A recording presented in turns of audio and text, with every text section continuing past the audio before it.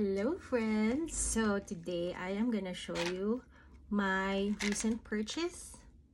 Ta-da! It's a little microphone. Super cute. Super cute niya. Promise. So ito siya.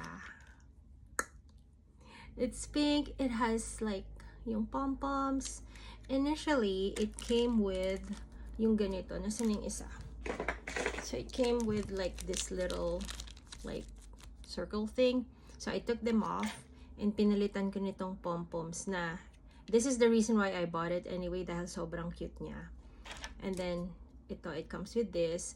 This is the one that you put on your phone, you insert on your phone para mag-usap sila with the microphone.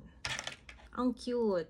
So it comes with this parang anong tawag doon? I don't know. Kasi yung USB ng phone ko, hindi pa ganito. So I have this para it'll work on my phone. So you just insert it at the bottom of your phone, turn it on, and then yun, try natin. Try natin. Ayan, I turn it on. It's on green, and then the thing that you need to put on your phone is also in red. Nakailaw na siya. So they're communicating right now.